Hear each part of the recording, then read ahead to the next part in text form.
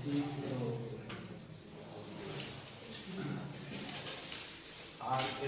में RL हो गया, RC और क्या बच गया RC तो हो गया ना, LC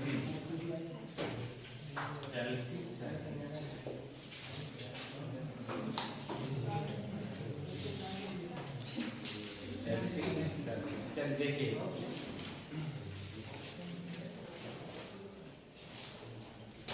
ये आपका इंडक्टर है, कैपेसिटर, इसके क्रॉस हम क्या करते हैं, AC circuit, AC source connect कर दिए,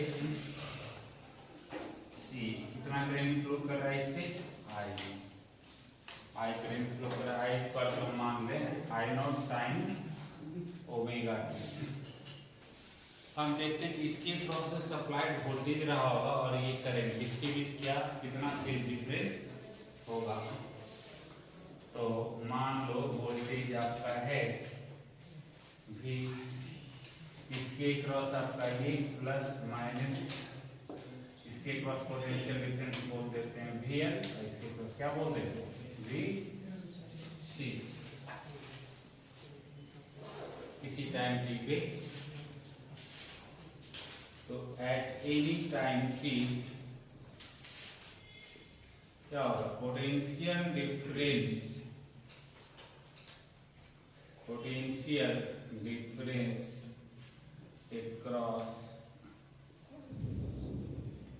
across basically inductor and capacitor combination क्या होगा, वो भी V पर तो क्या बोलते हैं VL प्लस VC। चलिए बताइए VL क्या होगा, क्या हो जाएगा, हाँ ये करंट I है ना, I नॉट, मतलब I एक से I कितना है ये और XL ना, तो I नॉट XL क्या होगा साइन ओमेगा टी या कुछ और, सही है। इसके एक क्रॉस पोटेंशियल डिफरेंस कितना है, पोटेंशियल डिफरेंस इसके क्रॉस क्या हो जाएगा आई नॉट,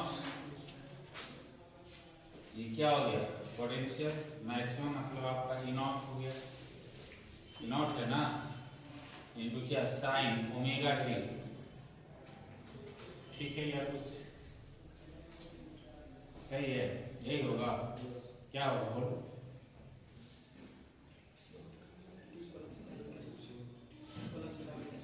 प्लस π/2।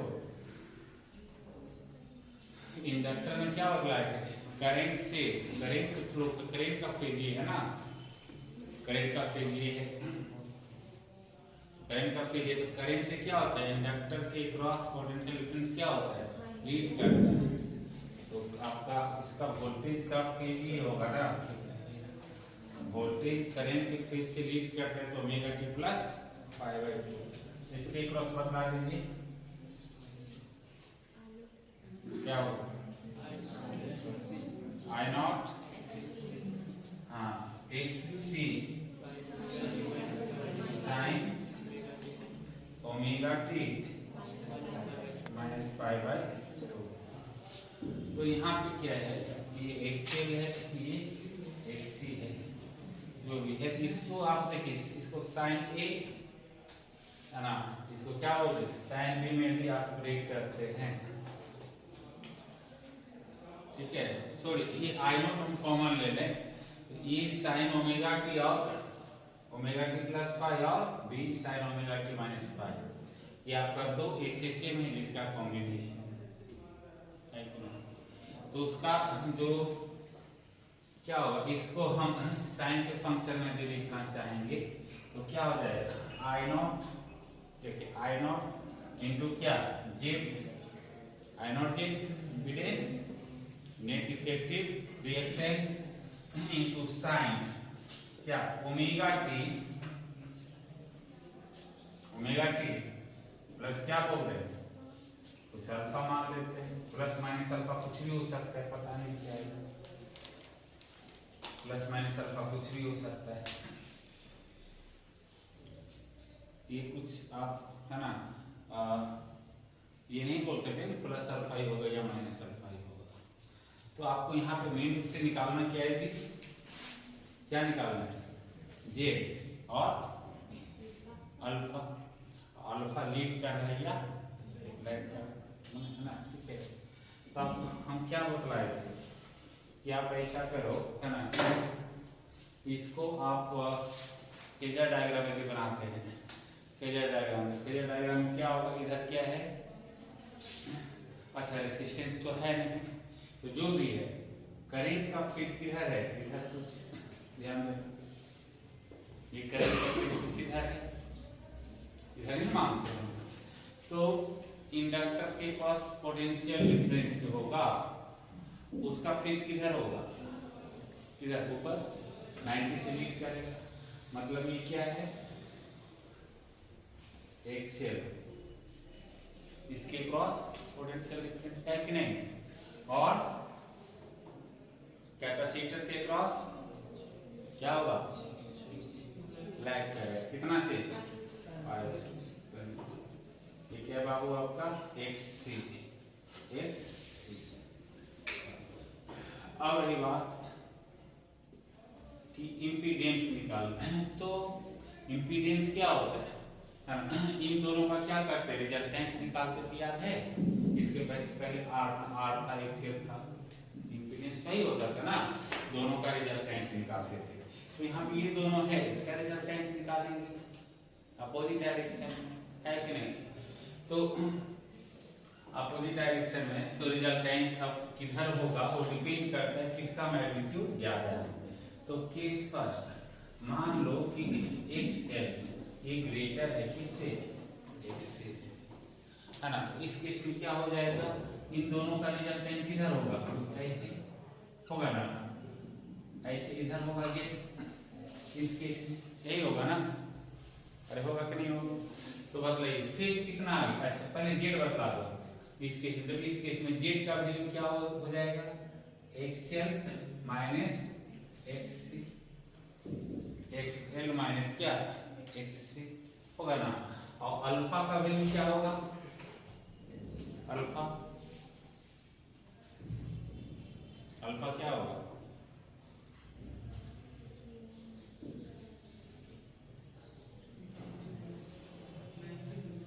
क्या होगा 90, लीड करेगा या लैग करेगा, करंट का डायरेक्शन ये मान है ना, करंट का रेजिस्टेंस तो है नहीं, करंट से ये 90 डिग्री क्या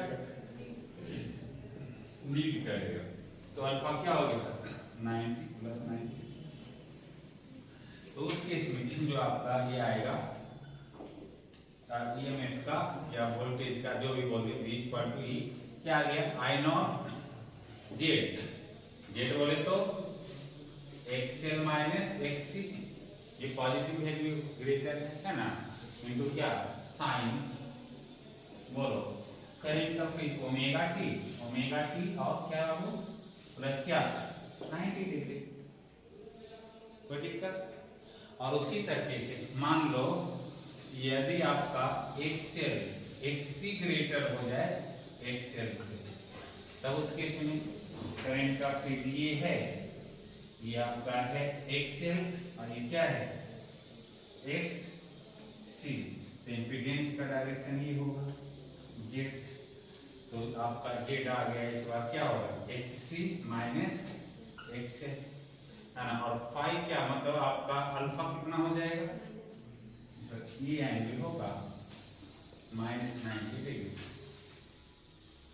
चलिए प्लस ही अल्फा कर देते हैं, प्लस वहाँ माइनस 90 डिग्री पुट करते हैं, कितना आ गया E equal to E not XC minus XL, यहाँ पे तो मैग्नीट्यूड मोड भी ले सकते हैं, कोई बड़ा कोई छोटा हो सकता है, मोड ले लेते हैं है ना, सिंपली अरे कोई बड़ा कोई छोटा है ना, केवल फीस पे ध्यान देना होगा उस केस में, यदि यहाँ पे मोड ले लेते केवल फील पे ध्यान ध्यान देना होगा। अभी आपका जो आपका ये ग्रेटर है तो प्लस 90 और ये ग्रेटर होगा तो माइनस 90।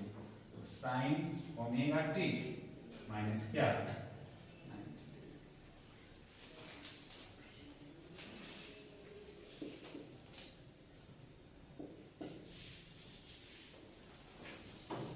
रियल में ये सर्किट एग्जिस्ट करता है क्या? नहीं, विदाउट रेसिस्टेंस सर्किट आपका एग्जिस्ट नहीं करेगा।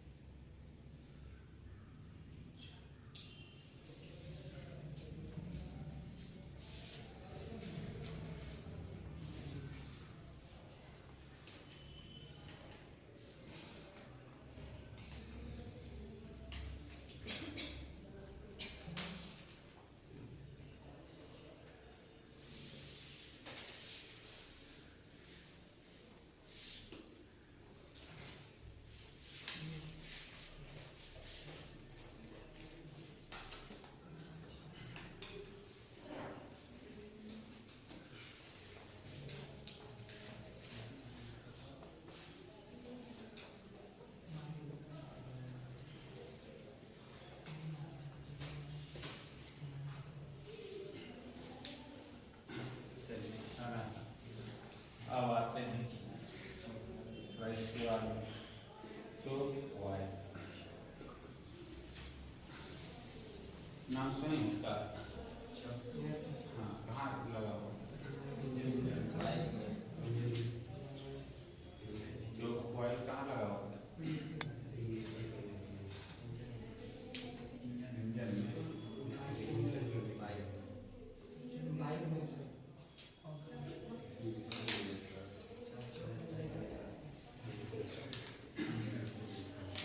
अच्छा, ये जो ट्यूब लाइट है, ट्यूबलाइट में भी आपका लगा हुआ होता है क्या? जो ट्यूबलाइट में चौक नहीं लगा हुआ होता है।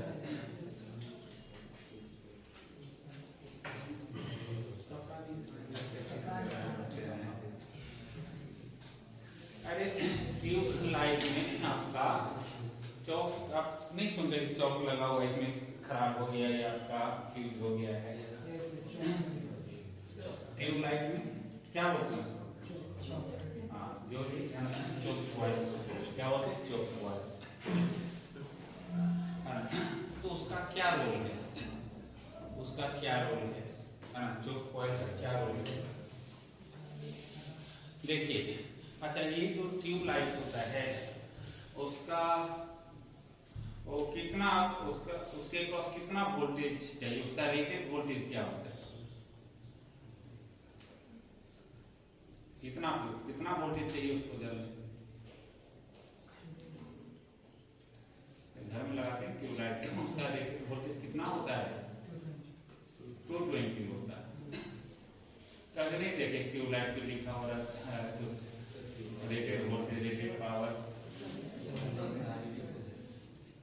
अरे 40 वाट, 40 50 वाट, 40 वाट का ट्यूबलाइट होता है।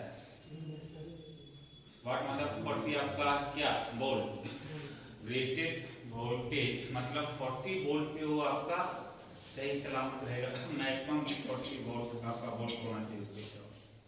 220 वोल्ट है उसके क्रॉस हम डायरेक्ट कनेक्ट कर देंगे ना ट्यूब को, तो ऐसा मानो कि वो क्या होगा, बल्ब फ्यूज हो जाएगा, फूट जाएगा। जो 220 पे लगाएंगे तो क्या होगा?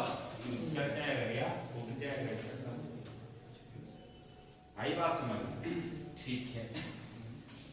तो अब है क्या कि मान लो ट्यूबलाइट को 40 वोल्ट से ज्यादा उसके क्रॉस वोल्टेज आप नहीं दे सकते, उससे ज्यादा हुआ तो क्या होगा? फूट जाएगा। अच्छा, तो क्या करें?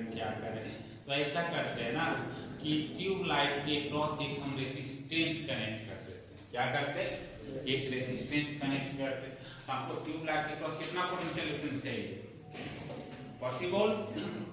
तो ऐसा करेंगे कि ट्यूबलाइट के साथ हम एक रेसिस्टेंस कनेक्ट कर देते हैं सीरीज में। अब क्या होगा? अब यदि करंट फ्लो करेगा, है ना, तो जो भी है करने का मतलब यदि रेसिस्टेंस कनेक्ट कर देंगे तो 220 का कुछ पोटेंशियल ड्रॉप किसके क्रॉस हो जाएगा? रेसिस्टेंस के क्रॉस नहीं। ट्यूब के साथ यदि आप ट्यूब को डायरेक्ट 220 से नहीं कनेक्ट करके हम ऐसा मानते हैं उसके क्रॉस एक रेसिस्टेंस सीरीज में कनेक्ट कर दें तो कुछ पोटेंशियल ड्रॉप किसके क्रॉस हो जाएगा? किसके क्रॉस? रेसिस्टेंस के क्रॉस। अब कितना हो जाए? 220 माइनस 40 मतलब 180 वोल्ट के आसपास पोटेंशियल ड्रॉप किसके क्रॉस हो जाए? अरे रेसिस्टेंस के क्रॉस। रेसिस्टेंस का वैल्यू इतना रखो, है ना, कि जो पोटेंशियल ड्रॉप हो रेसिस्टेंस के क्रॉस IR वो 180 या 180 से कुछ ज्यादा हो जाए। तो ट्यूबलाइट के क्रॉस कितना पोटेंशियल डिफरेंस रह जाएगा? 40 वोल्ट। 220 है ना, AC सोर्स है, तो हम RMS वोल्टेज की बात करते हैं ना, बार-बार बोलते हैं कि एनर्जी की बात करेंगे तो हम RMS पे बात करेंगे। इस पे बात करेंगे, RMS वोल्टेज हम लोग कंसीडर करेंगे, बोले ना। तो 220 मान लो ना, 220 हमारे घर में जो सप्लाई होता है वोल्टेज 220 बोलते हैं, वो कौन सा वोल्टेज है? RMS voltage. कौन सा है जी? RMS voltage. तो 180 वोल्ट किसके क्रॉस चला गया? रेजिस्टेंस के क्रॉस। तो 40 वोल्ट का ड्रॉप किसके क्रॉस रहा? ट्यूबलाइट के क्रॉस रहा कि नहीं? हाँ, ट्यूबलाइट के क्रॉस 40 वोल्ट का रहा। ठीक है, बहुत बढ़िया। तो क्या दिक्कत है? लगा सकते हैं सीरीज में रेजिस्टेंस, एक हाई रेजिस्टेंस कनेक्ट कर देंगे, तब तो मेरा ट्यूबलाइट क्या होगा? सेफ रह जाएगा, ठीक ठाक रह जाएगा। लेकिन दिक्कत क्या हुआ, प्रॉब्लम क्या है कि हम देखेंगे एक महीने के बाद जब आपका बिल आया है ना, इलेक्ट्रिसिटी बिल, है ना, तो बहुत ज्यादा बिल का पेमेंट आ रहा है। बिल का पेमेंट अरे ज्यादा होगा ना, क्योंकि हीट आपका रेसिस्टेंस के क्रॉस में तो हीट एनर्जी जा रहा है, रेसिस्टेंस वो भी तो एनर्जी खा रहा है ना, इसका मतलब आपका बिल का पेमेंट भी ज्यादा आ गया। लीजिए अब क्या करें। अब दूसरा ये भी है कि रूम भी मेरा गर्म हो रहा है। क्यों गर्म हो रहा है? रेसिस्टेंस है, उससे करंट फ्लो कर रहा है तो हीट एनर्जी जनरेट होगा ना, ये स्क्वायर आर टी, तो बिल आपका भी ज्यादा आ रहा है, मेरा रूम भी गर्म हो रहा है ना। तो इसलिए क्या करते हैं ना, उसके लिए हम लोग है ना एल आर सर्किट क्या करते हैं, ट्यूब के साथ कनेक्ट करते हैं सीरीज में। एल आर सर्किट इसमें क्या है कि आर का वैल्यू काफी हम स्मॉल रखेंगे, आर का वैल्यू काफी स्मॉल रखेंगे।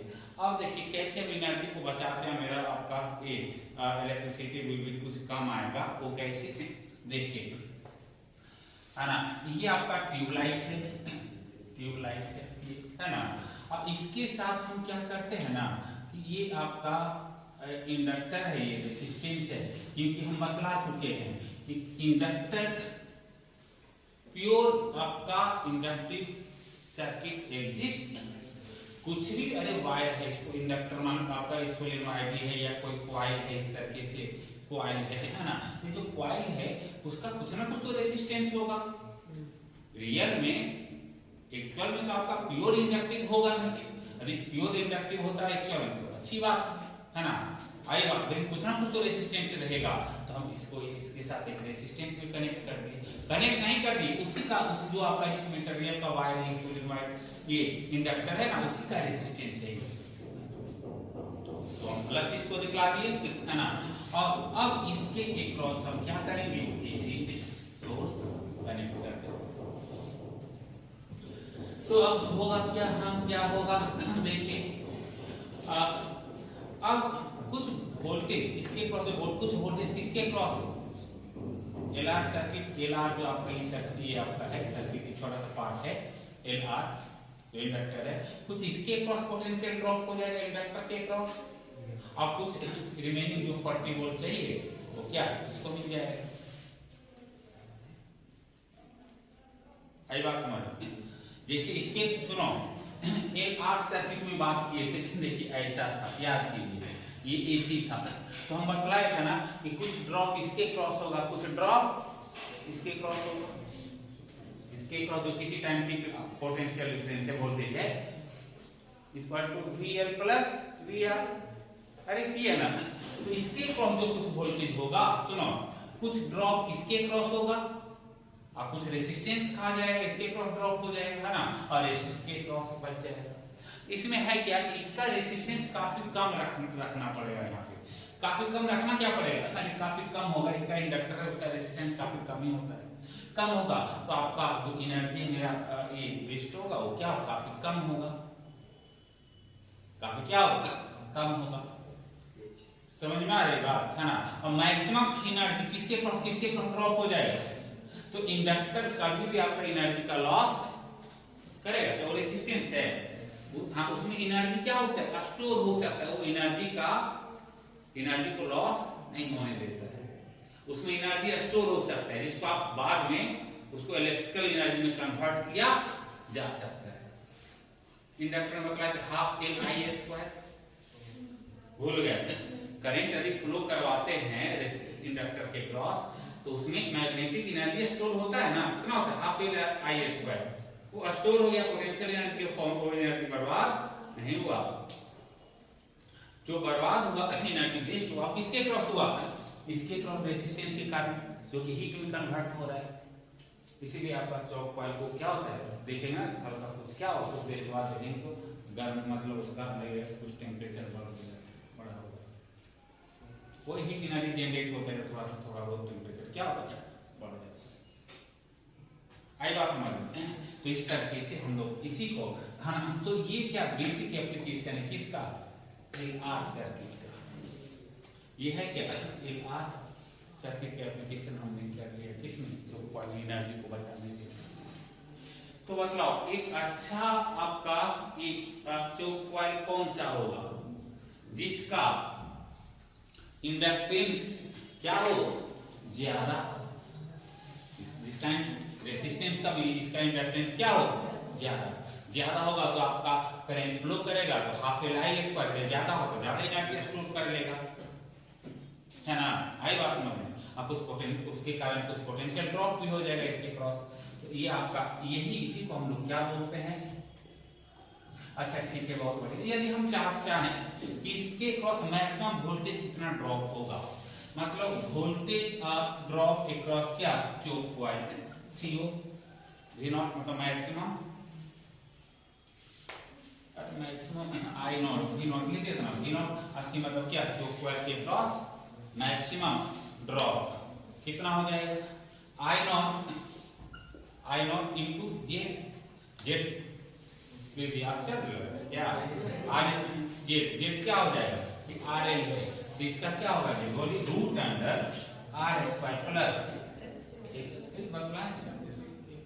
तो मैक्सिमम ड्रॉप इसके क्रॉस ये हो जाएगा, और रेस्ट जो चाहिए वो इसके क्रॉस मिलेगा, इस तरह मतलब सेफ भी रहेगा, एनर्जी भी बचेगा, लंबी करंट नहीं होगा, बिजली भी कम आएगा। लिख लीजिए,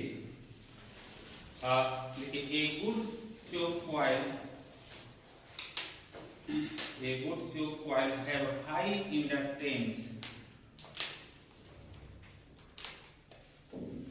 A good क्या choke coil have क्या high resistance and high inductance and low resistance, and it is used to reduce potential difference. It is used to reduce क्या potential difference in the circuit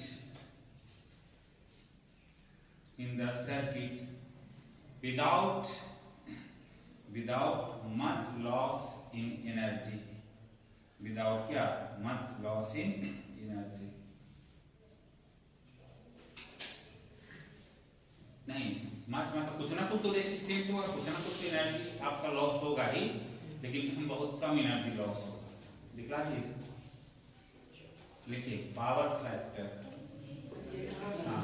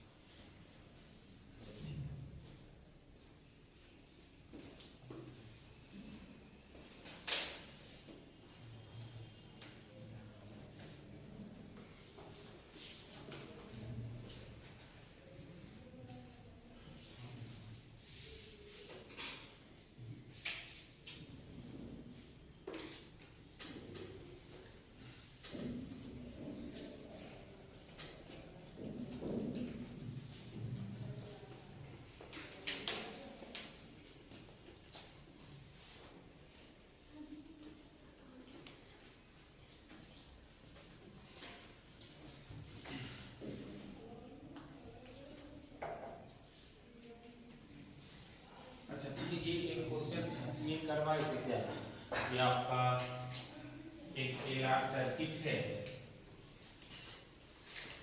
ठीक है ना, और उसके cross 10 volt हम DC supply किए तो 5 एम्पियर करंट फ्लो कर, ऐसा क्वेश्चन करवाए हैं, नहीं करवाया। चलिए देखिए, चलिए क्वेश्चन का सब पावर फैक्टर क्या है।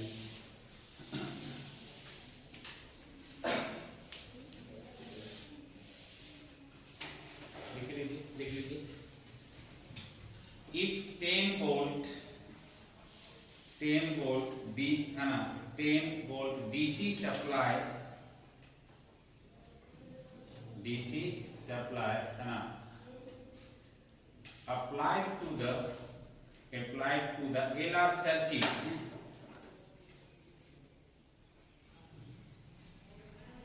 then we will get 5 ampere current. We will get 5 ampere current. Now we applied 10 volt 50 hertz AC supply 10 volt 50 hertz. अरे AC में बदला है ना फ्रीक्वेंसी और वोल्टेज दोनों पता है, तो AC का इक्वेशन पता है आपको, है ना। Is applied to the same LR circuit, then same LR circuit, then we will get 3 ampere, then we will get 3 ampere of current, 3 ampere of current. Find out the inductance of the coil. Find out the inductance of the coil.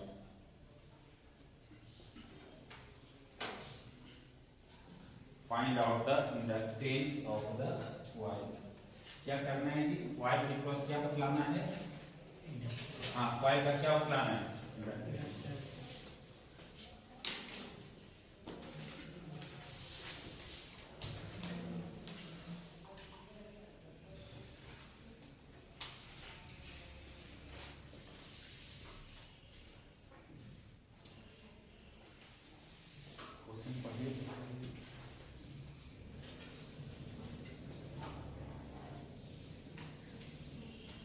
चलिए देखिए।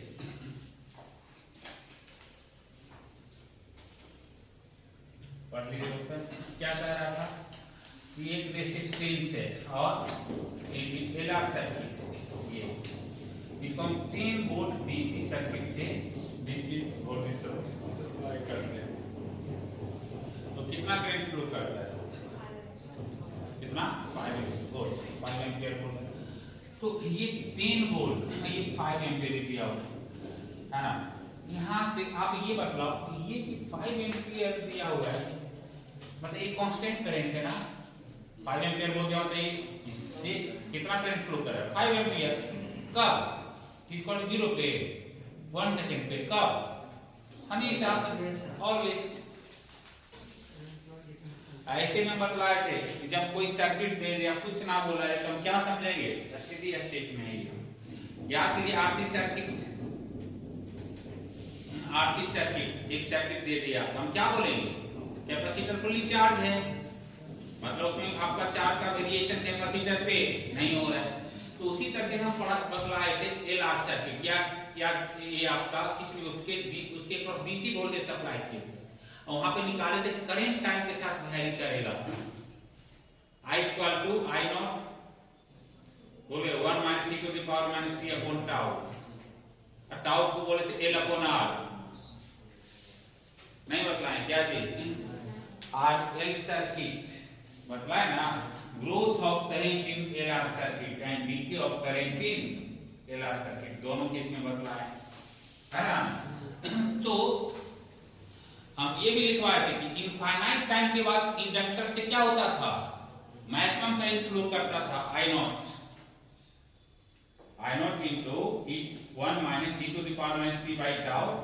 तो infinite time मतलब बतलाए थे 2 second के बाद ही क्या होता है, उसके लिए इनफाइनाइट टाइम होता है, और उसमें सर्किट से मैक्सिमम करंट मतलब पीक करंट क्या होता है, फ्लो करने लगता है। उस स्टेट को हम लोग क्या बोलते थे, स्टेडी स्टेट बोलते थे ना, ठीक है। तो इसका मतलब ये स्टेडी स्टेट में है, बोल रहे 5 LR सर्किट से 5 एम्पीयर करंट फ्लो कर रहा है, ये तो नहीं बोल रहा है कि कब, मतलब ये स्टेडी स्टेट में 5 एम्पीयर करंट फ्लो कर रहा है। तो वो रेजिस्टेंस कितना हो गया बतलाइए, रेजिस्टेंस यहां से मिलेगा क्या, कितना 2 हो जाएगा। अच्छा इसका इस केस में इसका क्या रोल है, इंडक्टर का कोई रोल नहीं है। वहां पे बतलाए थे कि जब आपका स्टेडी स्टेट में लिखवा भी होंगे कि आपका स्टेडी स्टेट में इंडक्टर का कोई रोल, इंडक्टर का रोल तभी तक है जब तक उससे करंट फ्लो होता है, क्योंकि इंडक्टर का क्या रोल, उसमें क्या होता है ना, रेजिस्टेंस है, उसमें इंड्यूस ईएमएफ होता है। है, वो कब होता है, क्या होता है, minus L D I upon D T. तो करंट में तो चेंज हो नहीं रहा है, स्टेडी स्टेट में आ गया है। आई बात समझ है ना। तो स्टेडी स्टेट में इसका मतलब इससे क्या होगा, कितना इसका कोई रोल नहीं है यहाँ पे, बस एक सिंपल वायर की तरह बिहेव करेगा। मतलब इसको हटा के आप ऐसे वायर से रेसिस्टेंसलेस वायर से कनेक्ट कर दो, कोई फर्क नहीं पड़ता, उसका कोई रोल ही नहीं, बस एक वायर की तरह बिहेव करेगा, जो कि ऐसा नहीं हो करके ऐसे। आई बात समझ। तो आपका क्या आ गया, आर कितना मिल गया होगा, 10/5। तो मिल गया। निकालना क्या है, इसका इंडक्टेंस। तो अब कहता है कि सेम एलआर सर्किट को हम किससे 10 वोल्ट 50 हर्ट्ज एसी सोर्स से कनेक्ट कर देंगे। तो हमने ऑब्जर्व किया कि कितना करंट फ्लो कर रहा है, 3 एम्पियर 3 एम्पियर करंट फ्लो कर रहा है। हाँ ठीक है। अब ये बताओ, ये 3 एम्पियर कौन सा करंट है, आई नॉट है या किसी टाइम टी पे है या क्या है,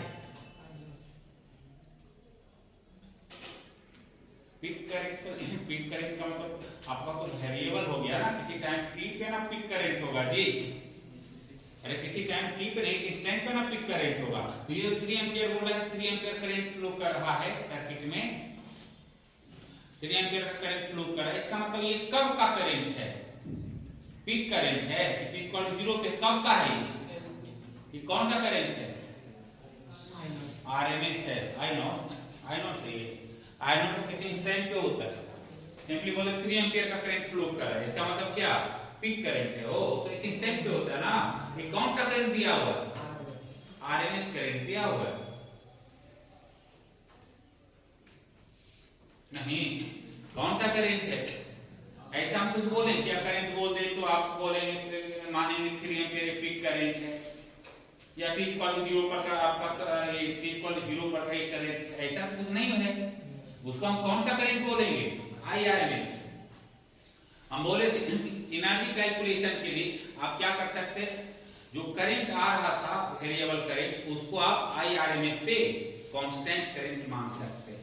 नहीं तो कुछ नहीं बोला है क्या, इसका मतलब ये कौन सा करंट है, बोला इतना करंट फ्लो कर रहा है, मतलब हमेशा के लिए इससे इतना करंट फ्लो कर रहा है। तो हमेशा तो ये करंट फ्लो नहीं कर रहा होगा, मतलब ये कौन सा करंट दिया है, IRMS। अब पिक करंट क्या होगा, 3√2 होगा, पिक करंट कितना होगा, 3√2 रहा होगा, पिक करंट निकाला तो 3√2 होगा। आई बात समझ, ठीक है।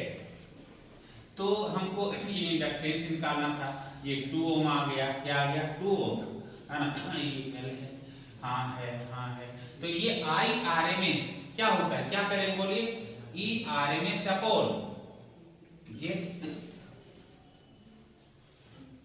हम बदला है कि आपका यदि IRMS निकालना हो तो I नॉट अपॉन √2 या I नॉट अपॉन √2 का मतलब क्या हो गया, I नॉट आपका क्या हो जाएगा, E not upon Z, E not upon तो है ना आपका क्या हो गया IRMS अपॉन, ये समझ में आ रहा है क्या, अरे कुछ नहीं, IRMS लेंगे तो IRMS लेंगे,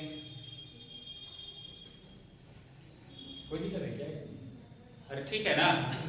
चलिए तो IRMS कितना है, ये एक क्या दिया हुआ है 10 वोल्ट, तो आप बोलेंगे कि 10 वोल्ट आपका पिक वोल्टेज है, तो कौन सा वोल्टेज बात बतला, यदि ऐसा लिखा हो इसका मतलब क्या, कौन सा वोल्टेज दिया हुआ है RMS, तो RMS वोल्टेज दिया कितना आ गया 10 अपॉन जेड। इंपीडेंस क्या होगा इसका, √100 R² 4 प्लस ओमेगा बोले तो 2πf, अरे ओमेगा लीजिए आश्चर्य लग रहा है जैसे कि, हाँ देखिए ना IRMS क्या है 3 है, 10 अपॉन 4 प्लस ओमेगा क्या होगा 2π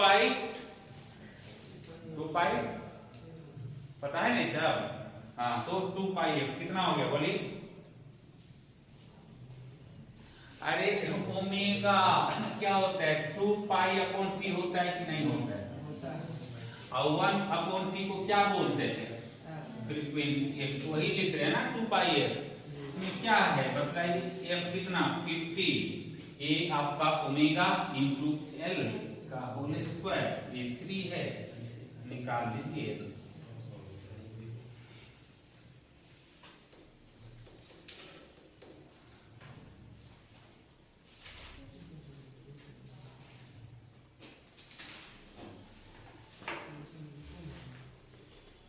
एसी सोर्स दे देंगे है ना, ईआरएमएस बोलते इतना एसी सोर्स से इतना करंट फ्लो कर रहा है फाइनाइट वैल्यू, मतलब आईआरएमएस।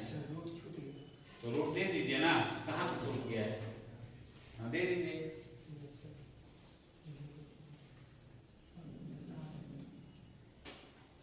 हाँ ठीक है, कुछ लोग बस हाँ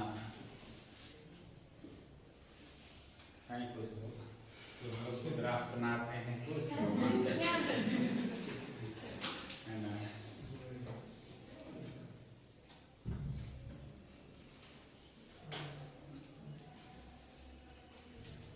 हाँ ध्यान नहीं रहेगा बोर्ड पे ही होगा ना, कुछ नहीं कर सकते हैं।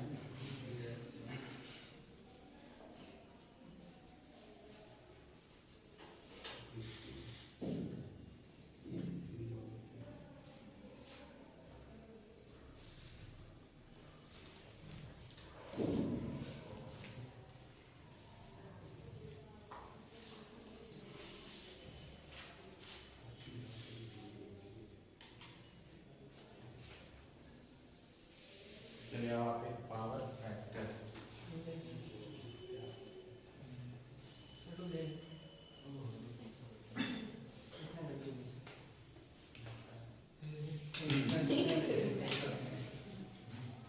हो गया।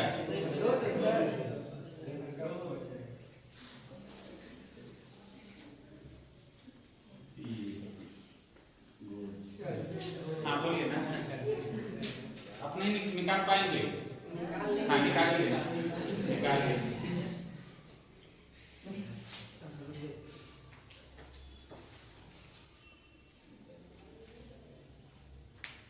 अरे चलिए, मतलब यहाँ तक पहुँच गए ना, कैलकुलेट तो कर ही लेंगे आप, हमको पता है, इसमें टाइम नहीं बर्बाद करना। चलिए आइए देखिए, अब आते पावर फैक्टर पे। Power factor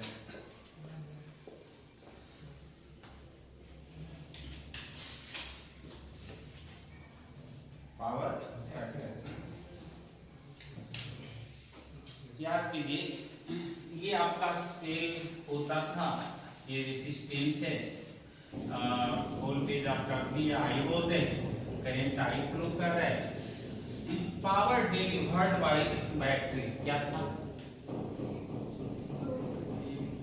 power delivered by battery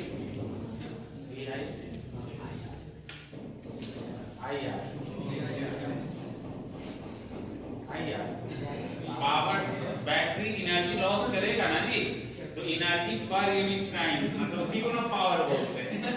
कितना पावर आपका होगा, कितना पावर डिलीवर्ड करेगा बैटरी, क्या हाँ अरे वही है ना, ये पता है, फिर से इसको बतला, अरे वहां पे बतलाए थे कैसे, सब कुछ बतलाए थे, इलेक्ट्रॉन एनर्जी लॉस कर रहा है, गेन कर रहा है, सब कुछ बतलाए थे। चलिए हाँ ये है, चलो ठीक है।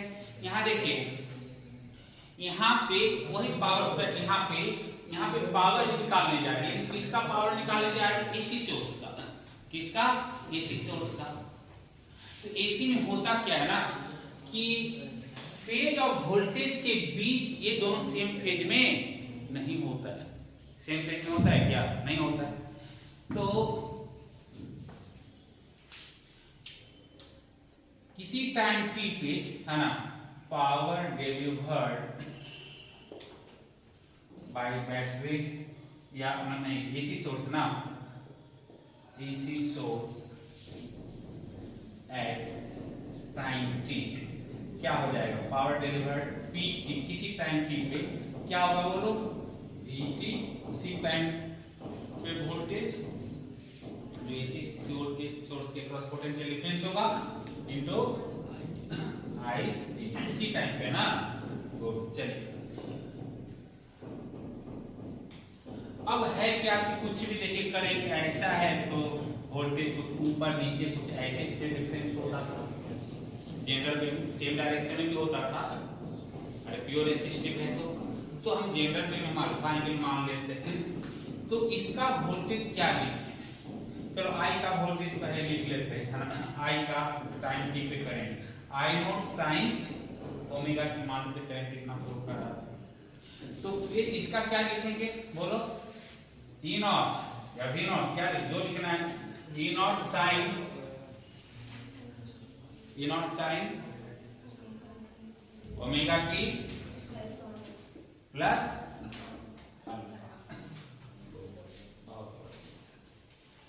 अब क्या है कि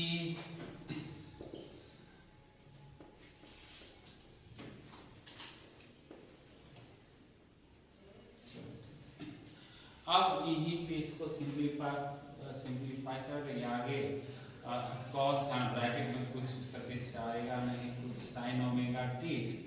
चलिए रहने दीजिए, हमको हम यहाँ पे निकालने जा रहे हैं एवरेज पावर। ये क्या इंस्टेंटेनियस पावर, यहाँ पे तो पावर क्या हो रहा है, वेरी कर रहा है।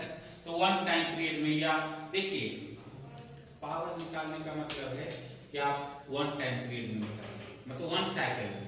कोई पूछे सिंपली पावर क्या है तो कितना साइकिल में निकालेंगे, वन साइकिल में। अब जो वन साइकिल में होगा वही टू साइकिल में वही होगा, टाइम डबल हो जाएगा। वन साइकिल में आपका आई बात समझ में, वन साइकिल में जो आपका एनर्जी होगा मतलब इतना आपका, यदि डबल टाइम इंटरवल डबल करेंगे तो फिर से वही साइकिल रिपीट हो रहा है ना, तो टाइम भी डबल हो गया, एनर्जी भी आपको डबल हो जाएगा इस तरीके से। तो रेशियो क्या रहेगा, कांस्टेंट। तो वन टाइम पीरियड में या वन साइकिल में आप पावर निकालो, चाहे 10 साइकिल में पावर निकालो, चाहे 20 साइकिल में निकालो, चाहे इनफाइनाइट टाइम के बाद निकालो, पावर क्या आएगा, एवरेज पावर क्या होगा, सेम होगा। नहीं आई नॉट अपॉन रूट 2 निकाल के याद कीजिए, वो क्या था, I naught square R, I naught square dt किए थे ना, एनर्जी निकाले थे वहां से, वन टाइम पीरियड में कितना एनर्जी आपका कंज्यूम किया रेसिस्टेंस। अरे आई स्क्वायर आर टी करके निकाले थे कि नहीं निकाले थे। तो वहां से जो आपका आया था आई नॉट अपॉन रूट 2 का होल स्क्वायर आर टी, तो आई नॉट अपॉन रूट 2 को हम क्या बोल देते, आरएमएस करंट बोले ना, आई बात समझ। तो वही है कि यहाँ पे आपको ये यदि पावर निकाल, एवरेज पावर की बात करेंगे, एवरेज पावर है ना, तो पावर वहां पे क्या है, आई आरएमएस का स्क्वायर इनटू आर। तो आई आरएमएस हमेशा क्या क्या था वहां पे, आई नॉट अपॉन रूट 2, ये तो कांस्टेंट हो गया ना, और आर भी कांस्टेंट है वहां पे, तो पावर क्या हो गया, कांस्टेंट। समझे ना। चलिए तो पावर यहाँ पे हम एवरेज पावर निकालने जा रहे हैं, एवरेज पावर किसी टाइम टी में, किसी टाइम टी का मतलब हुआ वन साइकिल में बात करो या टू साइकिल में, 3 साइकिल में, 50 साइकिल में, बात वही है, कोई दिक्कत नहीं, क्योंकि आपका एनर्जी हमेशा जनरेट ही होता है। वन साइकिल में इतना एनर्जी जनरेट हुआ, अगले वन टाइम सेम आपको उतना ही, वन टाइम पीरियड में उतना ही एनर्जी मिलेगा ना, फिर अगले वन टाइम पीरियड में उतना ही एनर्जी मिलेगा ना। तो आपका 3 टाइम पीरियड में 3 टाइम्स एनर्जी मिला, तो अपन टाइम 3t, रेशियो वही रहेगा। तो हम एवरेज पावर निकालने जा रहे हैं, एवरेज पावर है ना। एवरेज पावर कैसे कैलकुलेट करेंगे बोलिए, एवरेज पावर क्या होगा, average power of source, AC source, average power of AC source क्या हो जाएगा, कैसे कैलकुलेट करेंगे, देखिए पी एवरेज क्या करें, आई एवरेज कैसे निकाल देते हैं, आई dt integral d upon dt, बोल गए हाँ, आई स्क्वायर का एवरेज निकालना होता था, अरे आई स्क्वायर का एवरेज आई स्क्वायर dt इंटीग्रल, अरे करते थे ना, तो पावर का आपको निकालना है तो क्या करेंगे, टाइम के रिस्पेक्ट में एवरेज यही करेंगे ना।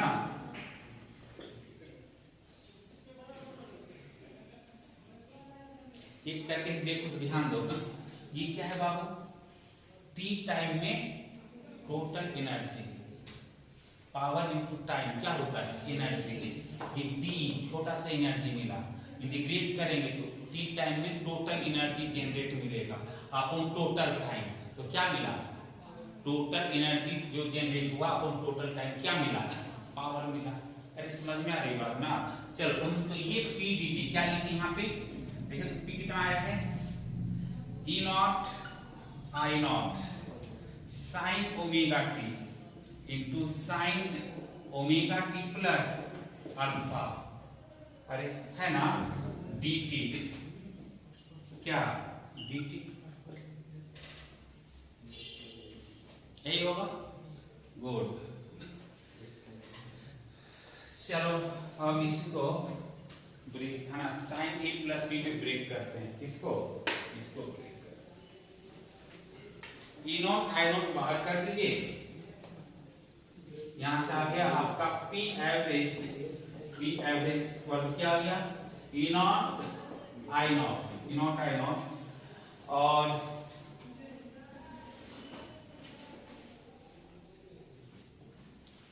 देखिए तो क्या मिलेगा, इसको sine A into cos B लिखते हैं, तो बाहर कर दी, इसको sine A into cos B लिखते हैं, कितना आ जाएगा साइन स्क्वायर ओमेगा टी, ध्यान देना यहाँ पे साइन स्क्वायर ओमेगा टी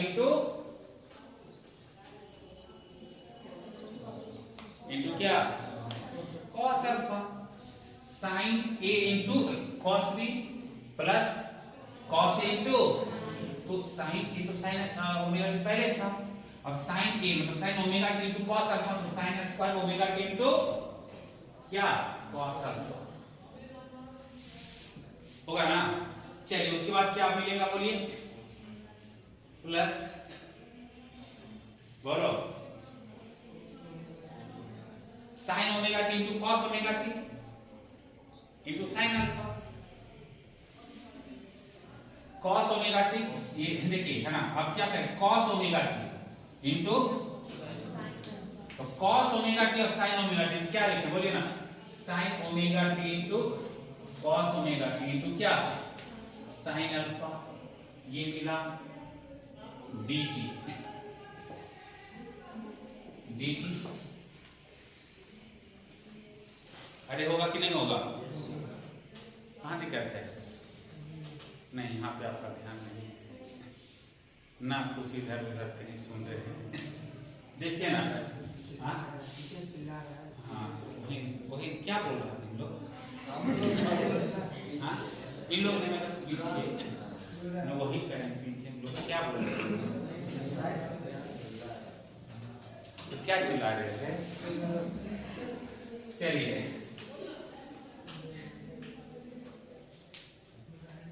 चल देखिए ना, हम इतना जोर से यहाँ पे बोल रहे तो सुना नहीं पड़ रहा है, उधर जोर बोला जा रहा है, मतलब देखिए कंसंट्रेशन का, हाँ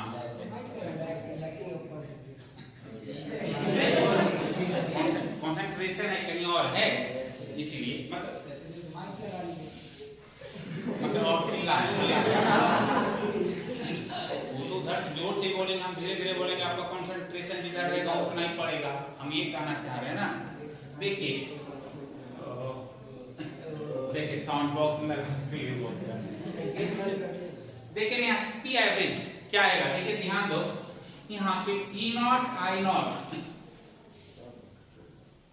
दोनों टर्म को अलग अलग इंटीग्रेशन कर देना चाहते हैं, तो क्या आ जाएगा इंटीग्रल है ना। अच्छा इसमें क्या कॉमन ले रहे हैं, बाहर क्या आ जाएगा कॉस अल्फा, अरे आएगा कि नहीं आएगा, साइन स्क्वायर ओमेगा टी, हाँ आएगा, ठीक है। अब देखिए dt दोनों का अलग अलग इंटीग्रेशन करना है, प्लस और इसमें sine alpha upon 2, sine alpha upon 2, और इसको हम ऐसे लिख है ना 2 sine a into cos b, मतलब अरे मल्टीपल एंगल में लिख रहे हैं sine 2 omega t dt, sine 2 omega T dt होगा कि नहीं होगा? चलिए तो यहां से आ गया E not I not, E not I not, ठीक है ना?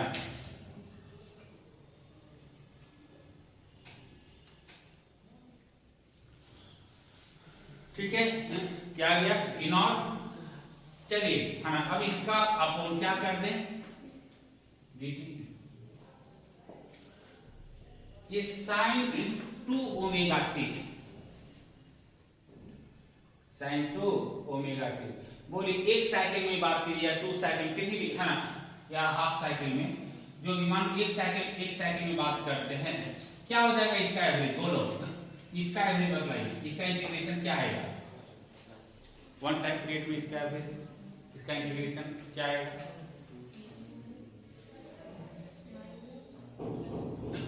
अरे साइन ओमेगा टी 0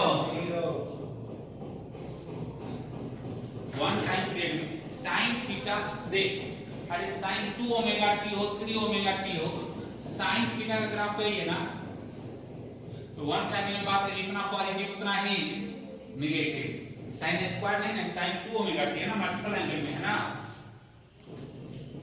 ये समझ में आ रहा है क्या? दिक्कत है तो बोलिए, है ना?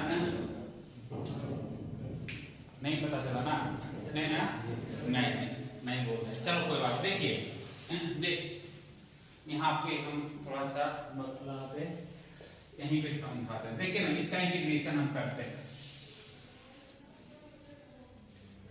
चलो इक्वेशन बोल देते हैं। देखिए ना, इसका साइन 2 ओमेगा टी,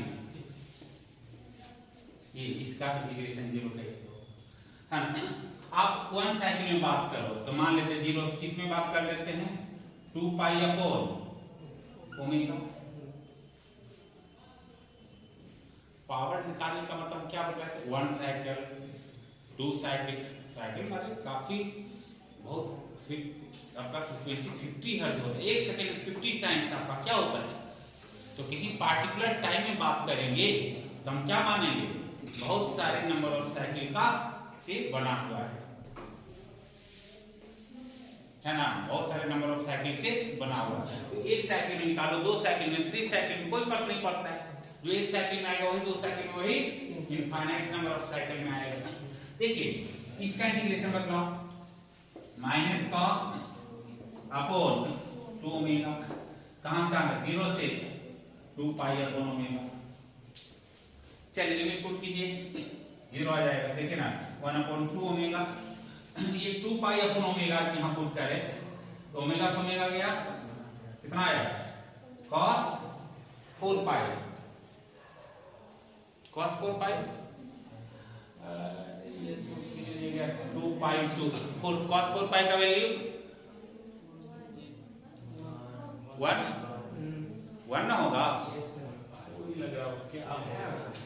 अरे देखिए ये cos 4 पाई, 1 पाई ये 2 3 4, अरे है कि नहीं? तो 1 तो -1 हो गया ना, माइनस है, फिर लोअर लिमिट पुट करने पहले माइनस, अब फिर माइनस cos 0, t का वैल्यू 0, -1, कितना आ गया बोलो? आया कि नहीं आया? 0। अरे 1 साइकिल में 0 होगा, आई बात समझ में? 0, तो यहां से आप करेंगे 0 आ गए। अब ठीक है, बहुत बढ़िया। तो यहां से आप देखिए, अब यहां पे आ जाते हैं, एक क्या क्या हो जाएगा? पी एवरेज क्या आ गया? बोलिए, E not I not, E not I not, और ये आपका है cos अल्फा। अच्छा इसका वैल्यू तो 0 हो गया ना, ये पूरा term 0, sin square omega T dt upon dt, इसका वैल्यू बताइए, इसका value sin square omega T dt,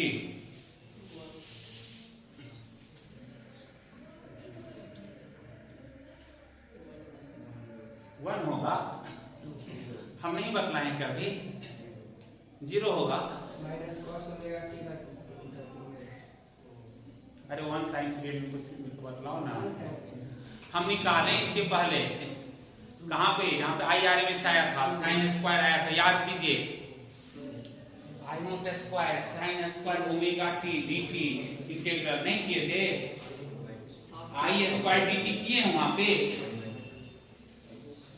half time period में, वन टाइम पीरियड में I square dt integral dt divide by dt किए है ना। हाफ डी आया था किसका? हाफ हाफ हाँ टी, और अपॉन यहाँ पे क्या है टी, तो क्या होगा? हाफ 1/2। पता नहीं आप लोग इसका वैल्यू 0 है, इसका वैल्यू कितना होगा? 1/2। फिर से निकालना पड़ेगा क्या इसको? अरे निकाले वहां पे I naught square sine square omega T dt, I naught square को बाहर किए साइन स्क्वायर ये omega T dt upon integral dt, तब आई नॉट स्क्वायर अपॉन 2 आया था। अरे है ना लोगों? तब चलिए आ गया कितना, यही चीज करते रहे। अच्छा इसको इरेज कर दे। ठीक है कोई बात नहीं।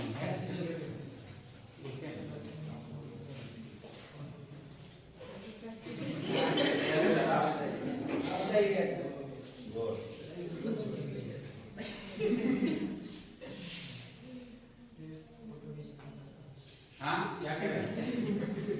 ठीक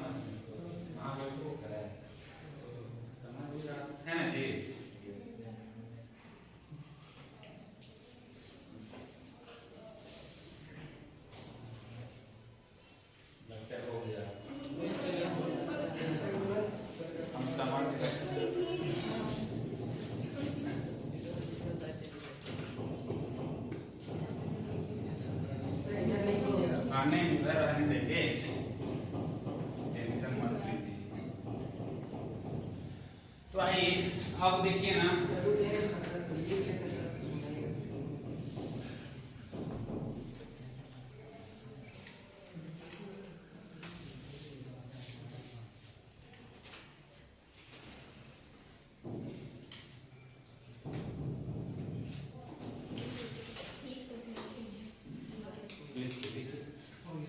नहीं लिखे ना, हो गया। बस ऐसे अच्छे से अभी नहीं, आगे देखिए यहाँ से पी एवरेज क्या आ गया बाबू, देखो यहाँ से E naught I naught upon 2 cos alpha, बहुत बढ़िया।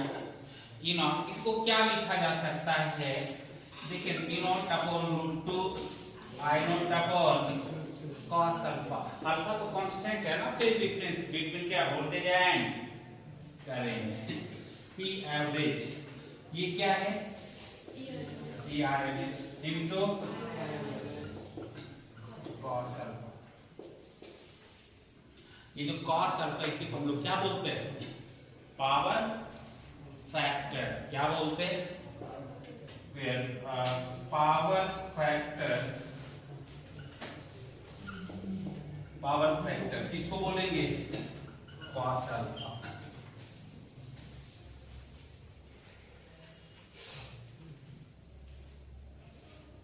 पावर फैक्टर क्या है, क्या कॉस अल्फा।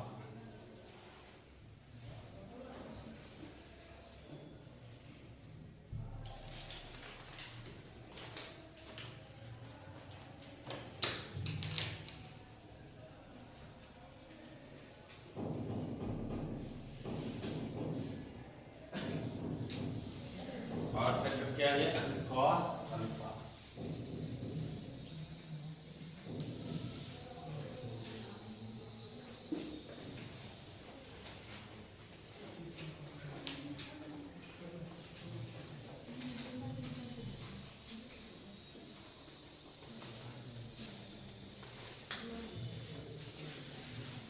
चलिए है ना, अब देखिए डिफरेंट केसेस में हम क्या निकालने जा रहे हैं, पावर फैक्टर।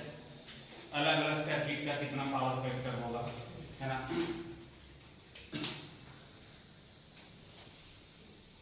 पावर फैक्टर निकालने जा रहे हैं। सबसे पहले calculation of power factor different cases में। सबसे पहले मान लो प्योर रेसिस्टिव सर्किट। कैसा सर्किट है, प्योर रेसिस्टिव, मतलब उसमें केवल क्या है, रेसिस्टेंस। ये रेसिस्टेंस है, हाँ चलो। तो इस केस में बोलिए वोल्टेज और करंट के बीच कितना फेज डिफरेंस, कितना, 0 होगा ना। वोल्टेज भी आपका क्या होगा, देखिए ऐसे, और करंट भी कुछ सेम डायरेक्शन में, दोनों सेम डायरेक्शन में होगा ना। चलिए बतलाइए, हाँ मतलब कॉस अल्फा का वैल्यू बतलाइए, है ना। और दोनों मतलब आपका थीटा दोनों की फेज डिफरेंस अल्फा कितना हो गया, 0। ये क्या गया, cos alpha. Power factor cos alpha कितना, power factor is equal to cos 0 कितना, 1। नहीं, इसी तरह से निकालिए। कोई आप बोले प्योर रेसिस्टिव सर्किट के लिए पावर फैक्टर तो क्या बोलेंगे, 1 होगा। आगे लिखिए pure capacitive circuit, pure capacitive circuit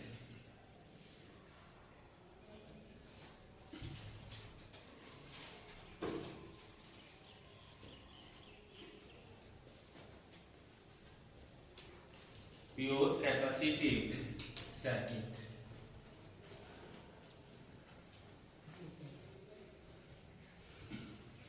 बोलो कितना आ गया, 0, गुड, बहुत बढ़िया, -0, हाँ -0। चलिए इंडक्टर है, कैपेसिटर ना, कैपेसिटर, गुड। इसके लिए पहले वोल्टेज और करंट के बीच फेज डिफरेंस। करंट किधर, हमेशा इधर बोलते थे लेने के लिए, वोल्टेज किधर, नीचे। हाँ तो ये आपका हो गया बाबू क्या, करंट, और ये हो गया वोल्टेज। ये कितना एंगल है, π/2, ठीक है। तो power factor equal to cos alpha equal to cos 90, 0।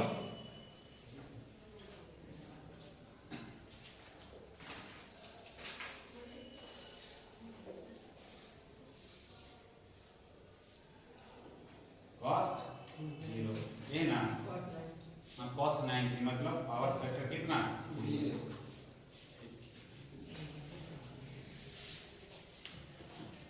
Power factor 0 है ना। इसका मतलब पावर फैक्टर 0 मतलब आपका पावर जनरेट नहीं होगा, पावर कैपेसिटर में क्या होगा, स्टोर हो जाएगा। इससे इंडक्टर में कैसे स्टोर होता था, एलआर सर्किट में क्या बदला है, इंडक्टर में एनर्जी स्टोर होता था ना, यहाँ पे क्या होगा, कैपेसिटर में क्या होगा, एनर्जी स्टोर होगा। मतलब एनर्जी आपका रिलीज सिस्टम से नहीं होगा। चलिए देखिए आगे नेक्स्ट, सिस्टम से मतलब एसी सोर्स और कैपेसिटर कंबाइंड विद सिस्टम, इसको बोला जाता है ना। आप देखिए, आप ये मान लो इंडक्टर है, इंडक्टर है, बोलिए इंडक्टर के केस में क्या होगा, करंट इधर वोल्टेज लीड करता है नहीं, चलो बहुत बढ़िया, ये π/2 हाँ होगा, ठीक है, बहुत बढ़िया। Power factor cos alpha, cos या माइनस 90 जो, चलिए अल्फा कोई बात नहीं, cos थीटा माइनस थीटा बात, cos theta cos minus theta, ठीक है ना। ये अब मान लो नेक्स्ट 4th नंबर में मान लीजिए रेसिस्टेंस है और कैपेसिटर है, power factor, power factor resistance से हम करंट इधर मान लेते हैं, कैपेसिटर है ना, वोल्टेज किधर होगा, किधर, ऐसे, मतलब ये इसका नेट आपका जो वोल्टेज होगा इसके क्रॉस, इसके क्रॉस जो वोल्टेज होगा ना, इसके क्रॉस वोल्टेज, ये करंट किससे है, इससे करंट है, और इसके क्रॉस जो वोल्टेज है उसके बीच कितना फेज डिफरेंस, माइनस वोल्ट, मतलब आपका ऐसे ये है ना वोल्टेज का, ऐसे बतलाए थे जी, ये इम्पीडेंस था इधर, अलग अलग तो नहीं लिख रहे हैं यार, का इसकी क्रॉस इधर है, इसकी क्रॉस किधर था बोलो, वोल्टेज इधर,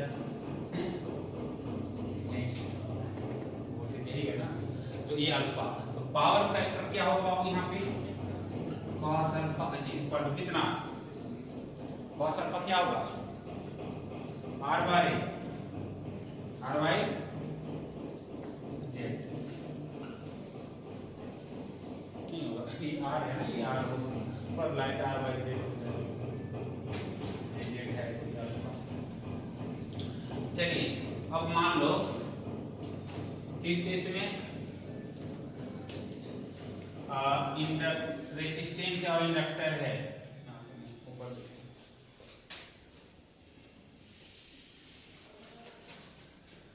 चलिए क्या है, रेसिस्टेंस है और इंडक्टर, चलिए बतलाइए इस केस में,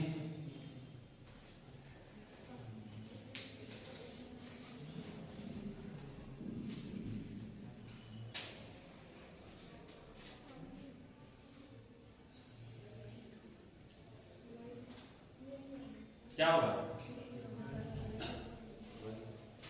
यही हो जाएगा, मतलब आपका करंट इस बार क्या है, इधर है, और इंडक्टर है तो ऊपर, तो नेट कितना हो गया, कुछ ऐसे आएगा कि वोल्टेज इधर आएगा ना, ये होगा, तो आपका कितना आ गया, cos अल्फा कितना आ गया जी, पावर फैक्टर cos अल्फा कितना आ गया यहाँ पे, r बाय z, इसका जो इम्पीडेंस होगा यही होगा ना, y z इम्पीडेंस, इस सर्किट का इसका इम्पीडेंस है ना। और क्या बच गया, क्या बच गया, LC, LC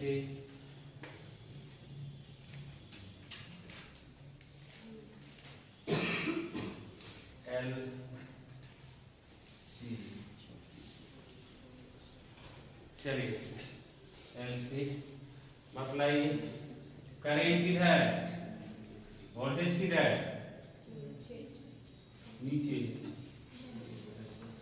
हाँ मतलब ये ऐसे तो ये ऐसे, ऊपर,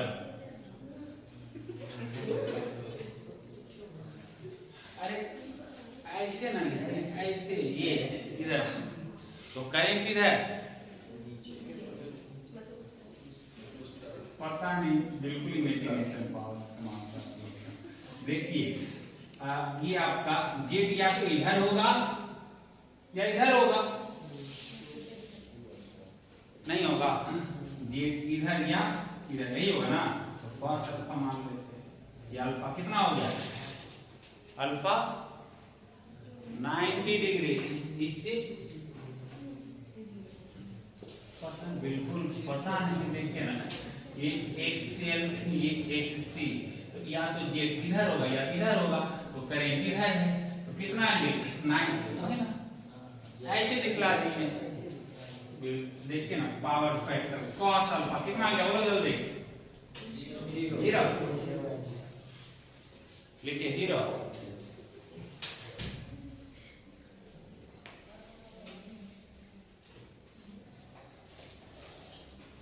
थोड़ा सा x अपना x y एक्सिस को थोड़ा रोटेट करते, सब उल्टा पुल्टा आप लोग करके चले जाएंगे।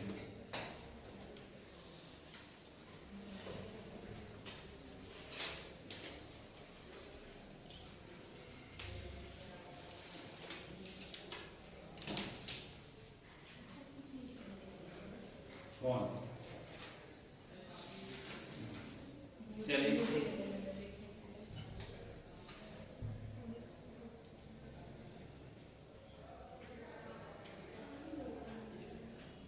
क्या हो गया,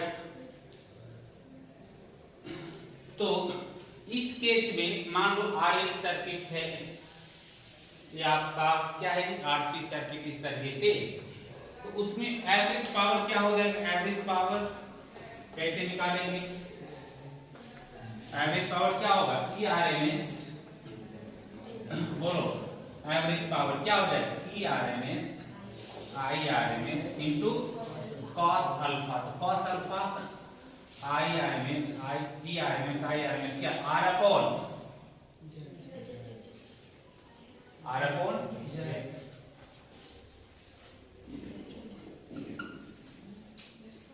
अरे इसमें भी आर अपॉन जेड है, इसमें भी आप सब आर अपॉन जेड ही है ना, ये तो ऐसे भी जनरल हो गया एक तरह से मानिए, तो ये किसी के लिए भी होगा, किसी के लिए भी हो जाएगा आर अपॉन जेड भी एवरेज।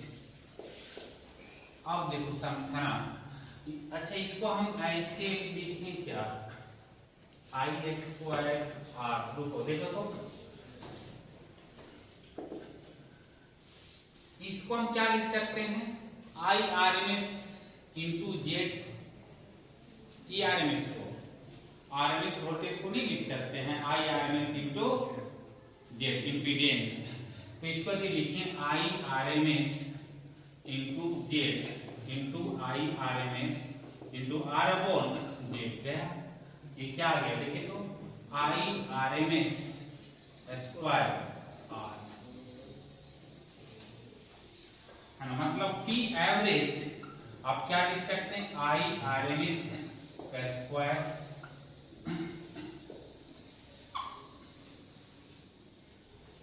देखो जेड, इसमें ये आपका एवरेज पावर, इसमें देखिए इंडक्टेंस का टर्म कहीं नहीं दिख रहा है, ये जेड में तो इंडक्टर लिखा, कैपेसिटर लिखा, पावर उससे जेनरेट, पावर किसे जेनरेट होगा, कहां से, कौन डिलीवर करेगा, रेजिस्टेंस, इसलिए देखिए आपका इसमें तो था ना जेड स्क्वायर इम्पीडेंस है ना, R square plus omega C का स्क्वायर या ओमेगा सी स्क्वायर, यहाँ देखिए कैंसिल आउट हो जाएगा।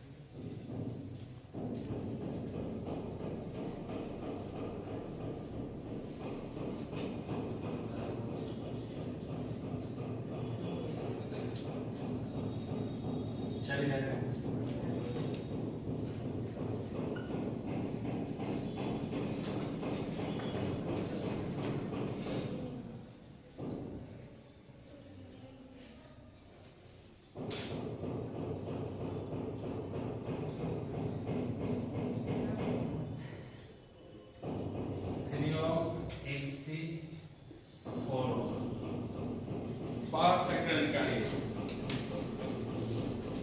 पावर फैक्टर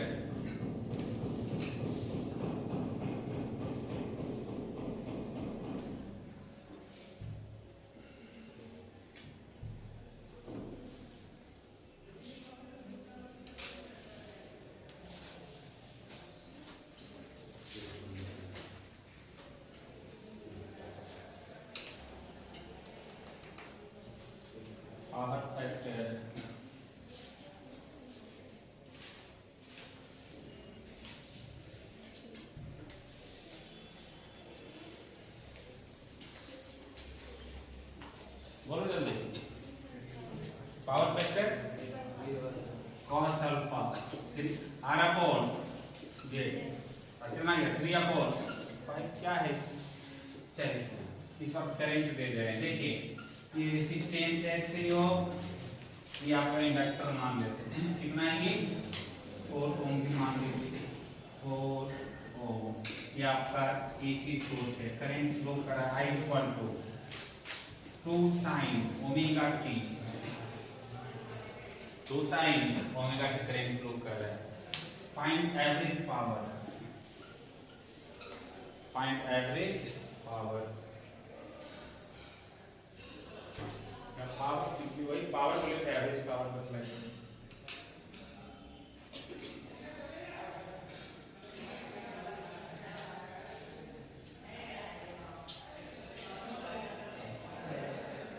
एवरेज पावर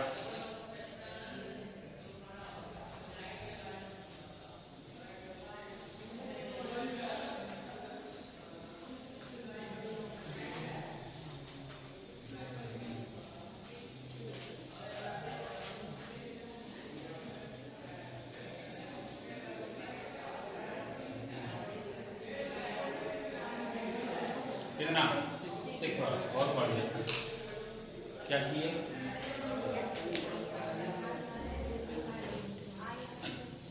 हाँ I R M S square into R ये कर दिए ना। ठीक है आई आर एम एस कितना हो जाएगा कि आई नॉट है P average I R M S का square R. I R M S कितना हो जाएगा 2 अपॉन √2 का स्क्वायर। आर कितना है जी हाँ 3 कितना आ गया 6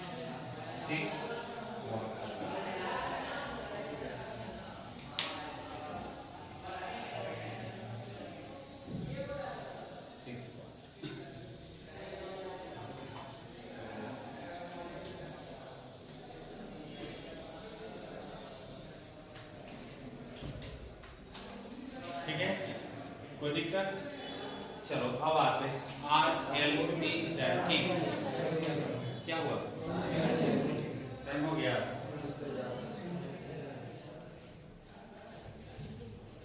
तो अब क्या समाप्त ACL आपका तो क्या केवल RLC सर्किट के बारे में बात करेंगे और फैक्टर में उसमें कुछ है नहीं। ट्रांसफार्मर का क्या उसमें कुछ 10 मिनट और क्या 10 से 12 ट्रांसफार्मर और LC ऑसिलेशन। AC ऑसिलेशन को आपका EMI में कर सकते थे लेकिन यहाँ पे करेंगे तो ज़्यादा समझना है। यही है नेक्स्ट क्लास में आपका क्या होगा क्वेश्चन बनाना स्टार्ट किए क्या आप लोग AC हाँ HC बनवाना चलो ठीक है बनाइए। और ये DP में मिला था चलिए ठीक है बनाइए तो बनाए हैं कहाँ तक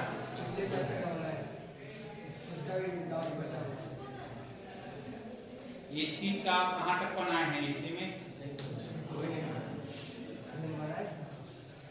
AC का नहीं बनाइए क्वेश्चन है तो बनाइए है ना समझ गए बना सकते हैं।